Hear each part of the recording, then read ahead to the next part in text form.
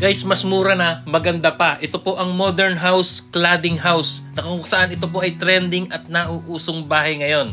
So ito po ibinahagi sa atin ni Foreman ang bawat detalye ng mga materyales na ginamit dito. At yun nga ay makukompute natin kung magkano ang halaga na nagastos dito na tunay nga talagang pangmasa na abot kaya ng ating bulsa.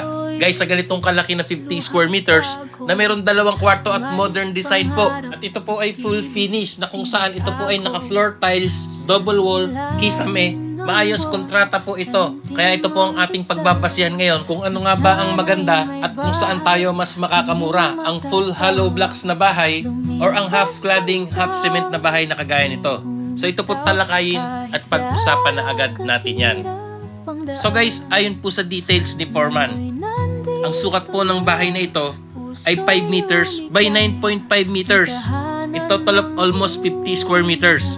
And then guys, kinonvert po natin ito by the feet at lumalabas na 16.6 feet by 31.6 feet.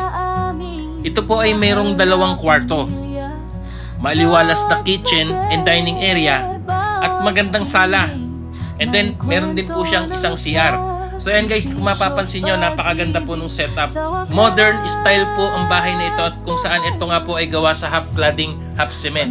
And then ito naman po ang ating pag-uusapan, ang materyales na binahagi sa atin ni Foreman para mailathala din sa inyo. At ito nga ang babanggitin ko ay ilista nyo, kwentahin nyo sa inyong lugar at para mapagbasihan nyo rin ito sa inyong pagpapagawa ng inyong bahay. So ito po talakayin na natin yan. Ayon sa details ni Foreman, ito pong hollow blocks ay gumamit siya dito sa kabuuan ng bahay na ito ng 500 piraso. Yan po, hollow blocks po yan, kasama na ang septic tank. And then dito naman sa mga simento ay umubo siya dito ng 60 bag na simento. And then sa mga bakal naman guys, gumamit siya dito ng 10mm na bakal. Ito po ay umubo siya ng 70 piraso. And then sa mga buhangin naman ay nakapagpa-deliver siya dito ng 25 cubic na buhangin. So yan po yung mga hollow blocks na yan, yung ginamit dito sa pinaka half cement niya, paikot ng bahay yung pinaka basement. And then guys, sa puntong ito ay nakikita natin na meron nga po siyang double wall, kisame, floor tiles, at yan naman po ang ating pag-uusapan, lalong na yung mga cladding, ginamit na bakal at yero. So ito po, umpisahan natin dito sa kanilang wall cladding. Ito naman pong wall cladding guys, metal cladding po ang ginamit dito. 9.5 meters ang haba. Ayon kay Foreman ay nakagamit siya dito ng 4 na piraso. And then gumamit din po siya dito ng 5 meters ang haba at nakaubo siya dito ng 6 na piraso. Yan po yung cladding sa wall na yan na ginamit na yan, yung kulay gray na yan. And then guys, color roof naman po, long span rib type dito sa bubong. At ayon kay Foreman, 6 meters po ang haba na ginamit niya at ito'y nakaubos ng 8 piraso. Yan. And then guys, sa mga bakal naman, at ito po ay gumamit siya ng tubular. So sa tubular po ay gumamit siya dito ng 4 na piraso na 4x4. Yan po yung pinaka corner niya. And then 2x2 naman ay gumamit siya dito ng 60 piraso.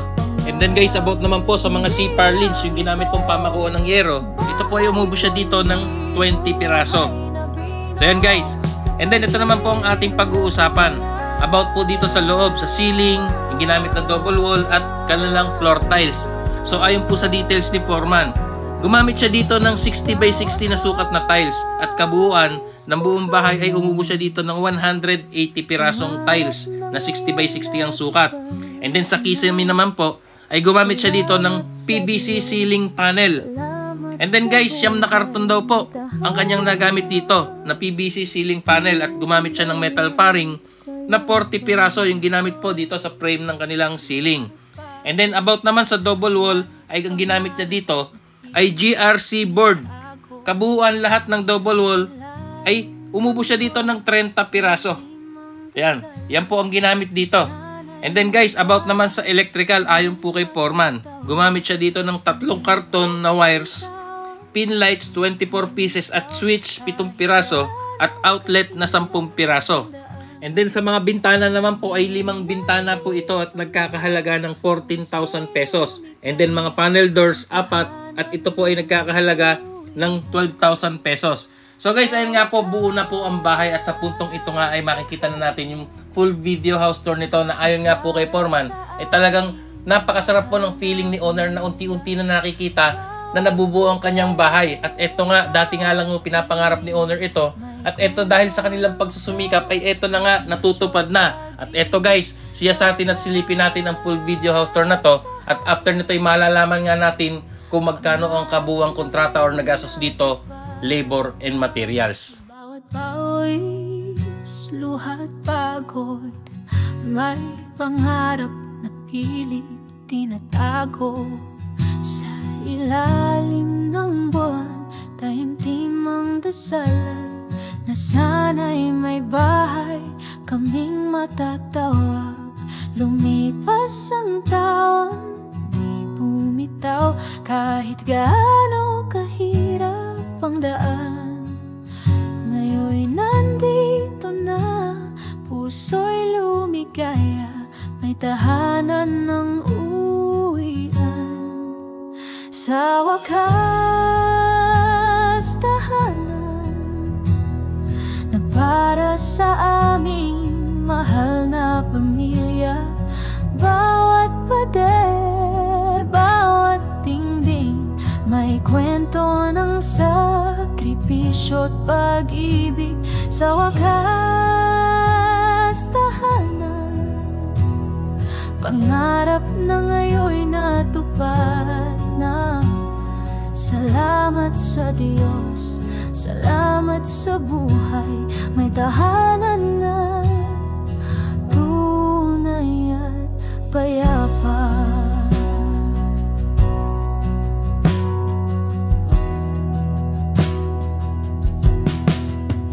Munting sala, masayang tawanan, sa kusina'y amoy ng nilulutong pagmamahalan. Sa bintana, tanaw ang pangarap na dati malayo, ngayon'y nasa harap. Hindi man palasyo ang anyo, ngunit dito buo ang pangarap ko. Laging may yakap, laging may ngiti, dito kami laging sabay-sabay. Sa wakas, tahanan na para sa aming mahal na pamilya. Bawat pader, bawat dingding, may kwento ng sakripisyo at pag-ibig. Sa wakas, tahanan, pangarap na ngayon'y natupad na.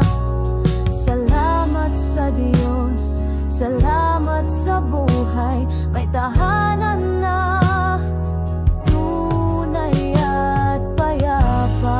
Ang lahat ng hirap napalitan ng galak, sa bawat sulok may alaala at pangarap.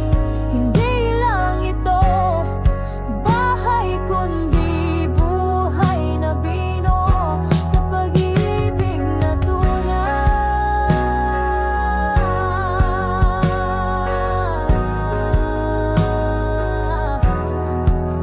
Sa wakas, tahanan, pangarap na ngayon'y natupad na. Salamat sa Diyos, salamat sa buhay, may tahanan na tunay at payapa. So guys, ayun nga po't natunghayan natin yung full video house tour at nasaksihan natin ang mga materyales na ginamit dito na ibinahagi nga sa atin ni Foreman para mailathala din natin sa inyo at mapagbasihan nyo sa inyong pagpapagawa ng bahay. So ito po guys, if ever na interesado kayo kay Foreman, ito po ang kanyang FB. I-message nyo lamang po siya at siya po ay sasagot sa inyo or mag-comment po kayo dito. So ang tanong, magkano nga ba ang full kontrata dito? Although guys, dito sa pinakita natin na ito, hindi pa siya fully finished, pero i-update po natin kayo para makita nyo ang kabuuan mismo at kagandahan nito pag full finish na at na-turn over na kay owner. So ito guys, ayon kay Foreman, ito po lahat-lahat, labor and materials. Ang kanya pong kontrata dito sa ganitong sukat na 50 square meters na meron 2 kwarto at 1 CR, ito po ay nagkakahalaga ng 500,000 pesos.